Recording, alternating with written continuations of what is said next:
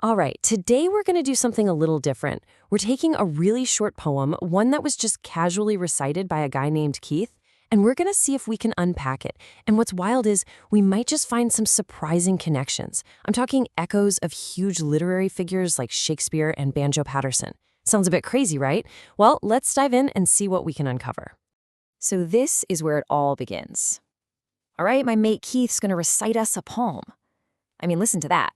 There's no fancy stage, no quiet, respectful audience, just a simple, totally down-to-earth intro for a friend. And that really sets the scene, doesn't it? This isn't some stuffy lecture. We're about to hear something genuine, something shared between mates. You could almost say this is poetry at its most raw, its most authentic. Okay, so here's the poem itself, just 8 lines, right? But it paints this surprisingly whole picture of a life. You've got everything in there. Ideas about virtue, a vision for what a good life looks like, a roadmap for how to live it, and even a take on hardship and reward. It's so simple and direct, but man, it is packed with meaning. And that brings us to the big question for today.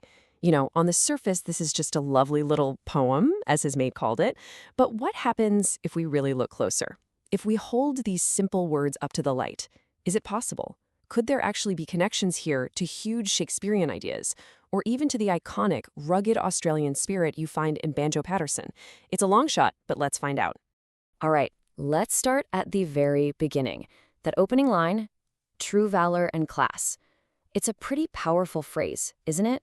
And it immediately makes you think of these big, timeless ideas about human character. You know, the kind of stuff that's been the foundation of poetry for centuries. Especially when you look at the work of someone like, you guessed it, William Shakespeare. Just look at this side by side. Keith uses these modern, easy-to-understand words, valor and class. Now, rewind 400 years. Shakespeare was digging into the exact same idea, but he used words like honor and nobility. So the language is different, sure, but the core question, what does it mean to be a good person?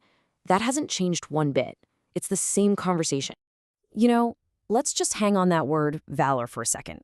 It's not exactly a word you hear every day, is it? It's loaded with history. I mean, sure, it means courage, but it's more than that. It's all tied up with a person's inner worth, their character, their reputation. It's really about how you handle yourself, especially when the going gets tough. And this whole idea was absolutely central to Shakespeare. For instance, in Richard II, he wrote that the purest treasure we have is a spotless reputation. And doesn't that sound an awful lot like what Keith calls class? Shakespeare says that without it, people are just gilded loam or painted clay, basically an empty shell. So when you think about it, Keith's opening line isn't just some nice-sounding phrase. It's plugging right into this massive, centuries-long conversation about what it actually means to live an honorable life. Okay, so let's move on to the next part of the poem, because this is where it really starts to build. Keith makes the shift, right? He goes from this big, abstract idea of virtue to a very specific picture of what the good life looks like. And by doing that, he drops us right into a landscape that another great poet, an Aussie this time, knew like the back of his hand. So he breaks it down into these really simple, beautiful images. It's not about being rich or famous, is it? It's about simple comforts, you know, the wine and brie. It's about feeling connected to nature, the bird, the cottage. And it's just so uniquely Australian, that phrase, bush by the sea. It's like the perfect picture of a modern Australian dream. Now, what's really interesting is when you put Keith's ideal life next to the one painted by, say, Banjo Patterson. It's a fascinating contrast. See, Keith's dream is all about peace and quiet, a tranquil retreat. But Patterson's vision of the bush, that was all about rugged adventure, total freedom, and the thrill of testing yourself against the wild. I mean, think about the classic opening from The Man from Snowy River. It's just pure energy, pure action. It's not about chilling in a quiet cottage. It's all about the untamed spirit of the Aussie landscape. So here's the thing. Both Keith and Patterson are dreaming about a life connected to the land, but they're really showing us two different sides of the same Australian coin. You've got the peaceful sanctuary on one side and the wild frontier on the other. But Keith's poem isn't just some simple, idyllic dream. He knows that getting to that cottage isn't always going to be a walk in the park. And in his final lines, he gets real about the journey. He talks about the struggle.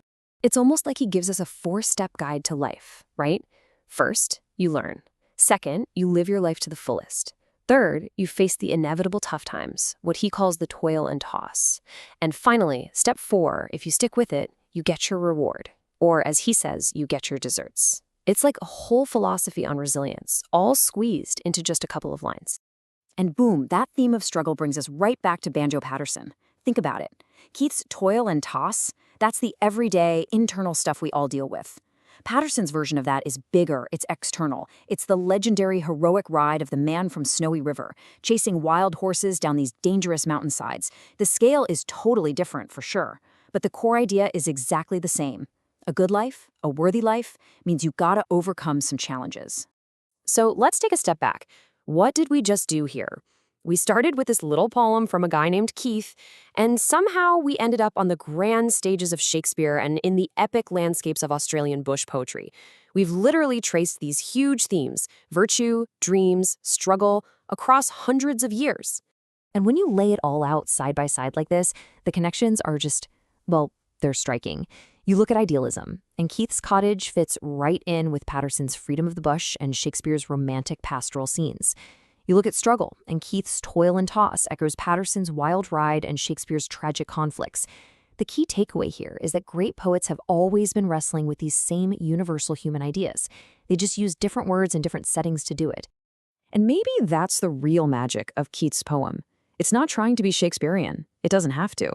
It's tapping into the very same timeless human truths. It's this powerful reminder that poetry isn't just about using fancy language or complicated structures. It's about capturing a genuine slice of the human experience. The words, the places, the styles, all of that stuff changes over time. But those fundamental questions, how should we live, what's truly valuable, and how do we get through the hard times, those questions are forever. So, I guess that leaves us with one final thought.